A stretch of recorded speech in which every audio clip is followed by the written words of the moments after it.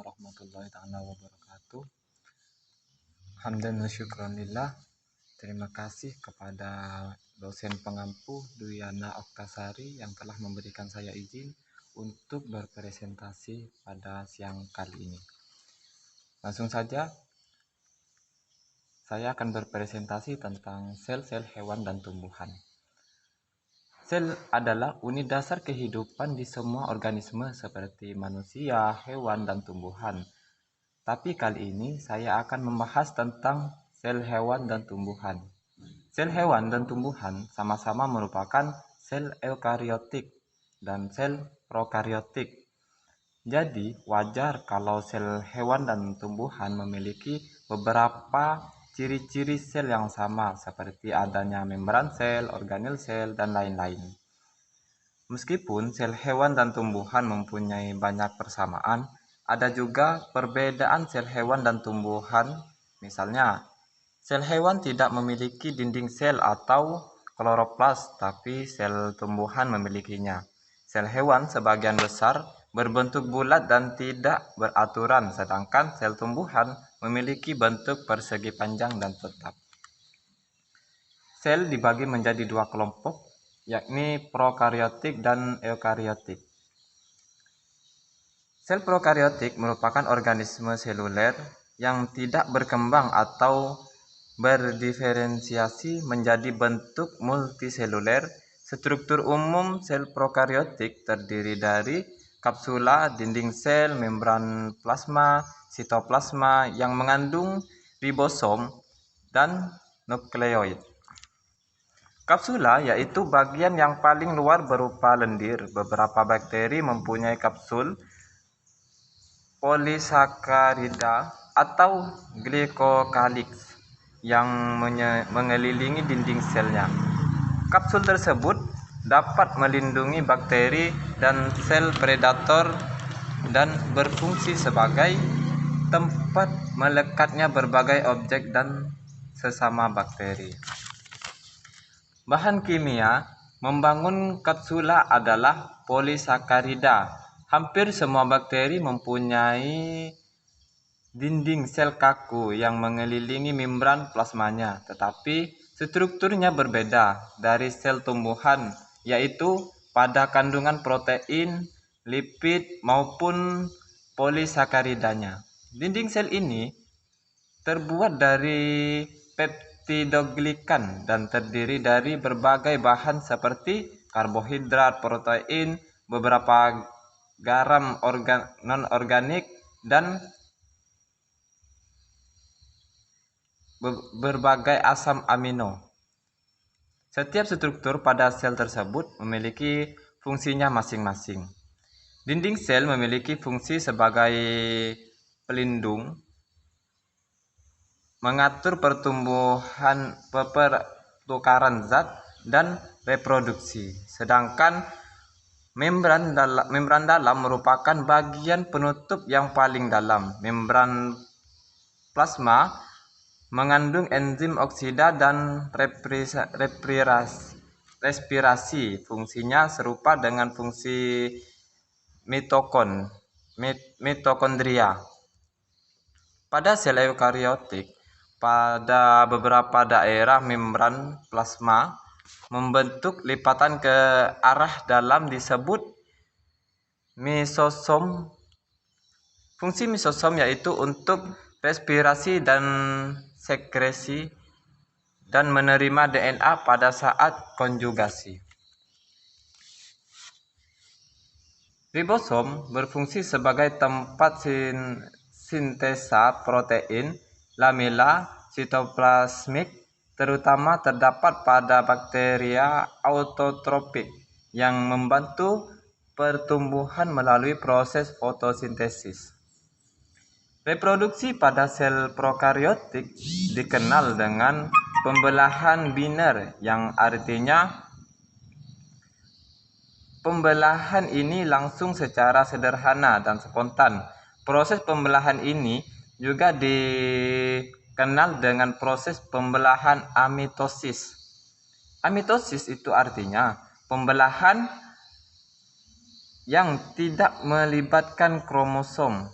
pembelahan biner dapat ditemukan pada sel bakteri. Proses pertumbuhan sel, duplikasi materi genetik, pembagian kromosom, dan pembelahan sitoplasma. Pengertian sel eukariotik. Sel eukariotik juga mempunyai organel-organel bermembran lain di dalam sitoplasmanya, atau biasa disebut suatu daerah antara nukleus dan membran plasma. Struktur-struktur subseluler ini mempunyai struktur dan fungsi yang amat beragam. Sebagian besar sel eukariotik mempunyai mitokondria yang mengandung enzim dan mekanisme untuk respirasi aerob dan fosforasi oksidatif. Dengan demikian, fungsi utama mitokondria adalah menghasilkan adenosin trifosfat atau disebut dengan ATP. Organel ini dikelilingi oleh membran ganda, membran dalamnya yang mengandung rantai transport elektron dan enzim yang dibutuhkan untuk menghasilkan ATP. Terdiri dari lipatan-lipatan yang disebut kristal. Baiklah, kita membahas tentang sel hewan. Sel hewan sangat berbeda-beda dalam ukuran, bentuk, susun, organel, dan fungsi utama secara fisiologi. Oleh karena itu, tidak ada sel yang khas dapat menjadi suatu contoh dari semua sel-sel hewan. Walaupun demikian, dalam organisasinya ada sejumlah struktur sel yang umum bagi sebagian besar sel-sel hewan yang dimiliki sel hewan namun tidak dimiliki oleh sel tumbuhan, yaitu lisosom dan sentrosom. Dan sel tumbuhan mempunyai organel yang diuraikan sebagai penyusun tetap dari sel hewan. Juga ditemukan banyak pada sel tumbuhan, namun selain organel tersebut, banyak yang unik pada sel tumbuhan, meliputi dinding sel yang banyak karbohidrat, plasmodesmata, kloroplas, dan vakuola yang besar. Organel yang dimiliki oleh sel tumbuhan tetapi tidak dimiliki oleh sel hewan adalah kloroplas, vakuola yang besar, dinding sel, dan plasmodesmata. Struktur dan fungsi sel eukariotik.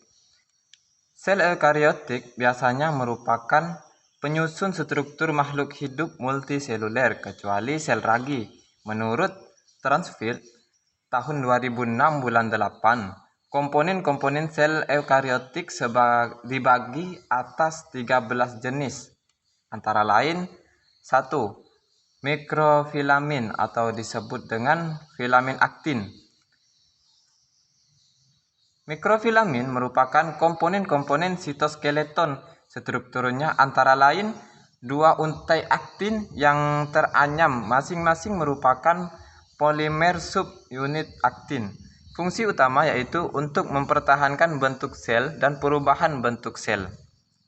Yang kedua, mikrotubulus atau biasa dikenal dengan polimer tubulin, yang merupakan komponen-komponen sitoskeleton. Strukturnya tabung berongga. Dinding terdiri dari 13 kolom molekul tubulin. Fungsi utama yaitu untuk mempertahankan bentuk sel. Yang ketiga, mitokondria. Struktur mitokondria dibatasi oleh membran ganda. Membran dalam memiliki kelipatan ke dalam atau disebut krista. Fungsinya untuk respirasi seluler. Yang keempat, ribosom. Struktur ribosom terdiri atas dua subunit yang terbuat dari RNA ribosom dan protein. Dapat bebas dalam pitosol atau terikat ke RE. Fungsinya adalah untuk sintesis protein. Yang kelima, kloroplas. Struktur kloroplas umumnya terdiri dari dua membran di sekeliling stroma cair yang mengandung tilakoid bermembran yang tertumpuk menjadi grana atau disebut dalam tumbuhan. Fungsinya untuk fotosintesis. Yang keenam, plasmodesmata. Plasmodesmata berupa saluran yang menembus dinding sel yang menghubungkan sitoplasma pada sel-sel yang bersebelahan. Yang ketujuh, badan Golgi. Struktur berupa tumpukan kantong pipih bermembran. Fungsinya adalah untuk modifikasi protein, karbohidrat pada protein, dan fosfolipid. Yang kedelapan, membran plasma. Struktur berupa molekul lemak dan protein menyusun tepi luar dan dalam membran. Selain itu, ada protein yang menembus ke dalam dua lapisan lemak atau disebut protein integral. Fungsinya sangat penting untuk kehidupan sel, melindungi isi sel atau mempertahankan isi sel, mengatur keluar masuknya molekul-molekul. Yang kesembilan, dinding sel. Strukturnya terdiri atas selulosa polisakarida dan protein. Fungsinya adalah untuk mempertahankan bentuk sel dan melindungi sel dari kerusakan mekanis. Yang ke-10, peroksisom. Strukturnya antara lain kompartemen metabolik tersosialisasi yang dibatasi membran tunggal. Fungsinya adalah untuk mentransfer hidrogen ke air karena mengandung enzim. Yang ke-11, retikulum endoplasma. Strukturnya jejaring luas tubulus dan kantong yang dibatasi membran. Membran memisahkan lumen dari sitosol. RE halus berfungsi untuk sintesis lipid, metabolisme karbohidrat, penyimpanan Ca2+, detoksifikasi obat dan racun. RE kasar membantu sintesis protein, sekresi, dan berbagai protein lain dari ribosom terikat. Dan yang nomor 12 disebut nukleus. Strukturnya dikelilingi oleh selaput nukleus atau membran ganda berpori-pori. Selaput nukleus tersambung dengan retikulum endoplasma. Fungsinya untuk mewadahi kromosom yang terbuat dari kromatin atau disebut dengan tempat subunit ribosom dibuat. Yang terakhir ke-13, vakuola. Strukturnya adalah vesikel besar yang dibatasi membran besar. Dalam tumbuhan, fungsinya adalah untuk pencernaan, penyimpanan, pembuangan zat sisa, keseimbangan air, pertumbuhan sel, dan perlindungan.